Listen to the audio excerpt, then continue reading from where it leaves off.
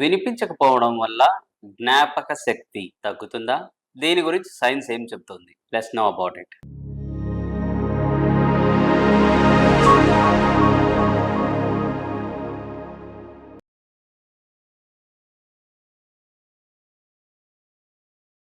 Hi, hello, నమస్తే. Myself Dr. Gangaraju, clinical and interventional audiologist, fellowship in cochlear implants and vestibular medicine, fellowship in aspiration prevention and swallowing management.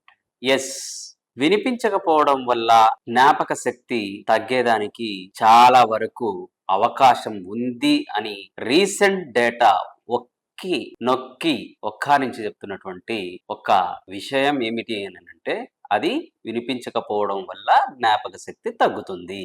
వినిపించకపోవడానికి జ్ఞాపక శక్తి తగ్గిపోవడానికి కారణం ఏంటి అని అందరిలో సర్వసాధారణంగా వచ్చేటువంటి ఒక ఎంతూజియాస్టిక్ క్వశ్చన్. మనము వినిపించడము, చూడడము, టచ్ చేయడము ఇవన్నీ కూడా బ్రెయిన్ యొక్క మెసెంజర్స్.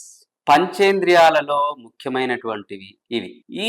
ఏ ఇంద్రియము కూడా సరిగా పని చేయకపోతే, ఏ ఆర్గాన్ కూడా, ఏ కాంపోనెంట్ కూడా సరిగా పనిచేయకపోతే మన బ్రెయిన్ కి ఫీడ్ అనేటువంటిది, అంటే ఇన్ఫర్మేషన్ ఫీడింగ్ అనేటువంటిది ఉండదు.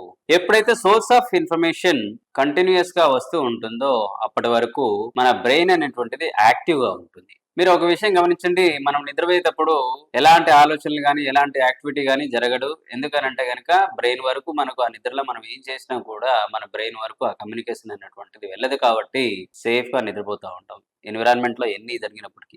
బట్ వెరాజ్ come to the same scenario, మన బ్రెయిన్ కి ఎప్పుడైతే ఈ హియరింగ్ ఇన్ఫర్మేషన్ అనేటువంటిది వెళ్ళదో అప్పుడేమైతుందంటే బ్రెయిన్ అనేటువంటిది తన దగ్గర ఉన్నటువంటి ఇన్ఫర్మేషన్ తోనే అది సక్సీడ్ అవ్వడానికి ప్రయత్నం చేస్తుంది. కొత్త ఇన్ఫర్మేషన్ కానీ కొత్తగా వచ్చినటువంటి యాక్టివిటీస్ కానీ అది సరిగ్గా వినియోగించుకోలేని పరిస్థితిలో ఉంటుంది. ఎందుకంటే వినిపించదు కదా. ఎప్పుడైతే వినిపించదో ద్వారా ఇన్ఫర్మేషన్ ఫీడింగ్ అనేటువంటిది వెళ్ళదు. ఇన్ఫర్మేషన్ ఫీడింగ్ ఎప్పుడైతే వెళ్ళదో మన బ్రెయిన్ అనేటువంటిది ఇనాక్టివ్ స్టేజ్ లోకి వెళ్ళడం జరుగుతూ ఉంటుంది. ఇలా కంటిన్యూస్ గా repeated process, repeated years, months together, years together గడిచే కొద్ది ఏమవుతుంది అంటే వాటిలో ఉన్నటువంటి ఆ యాక్టివ్ ఇన్యాక్టివ్నెస్ అనేటువంటి తగ్గిపోతూ నెమ్మదిగా వాటి గురించి ఆలోచనలు తగ్గుతూ నెమ్మదిగా మనకి న్యూరల్ యాక్టివిటీ అనేటువంటిది తగ్గుతూ ఆ మెమరీ పైన జ్ఞాపక శక్తి పైన ప్రభావం పడేటందుకు అవకాశం ఉందని చెప్పేసి మనకు రీసెంట్ స్టడీస్ అనేటువంటివి చెప్తున్నాయి. సో కాబట్టి హియరింగ్ లాస్ ని నెగ్లెక్ట్ చేయకండి.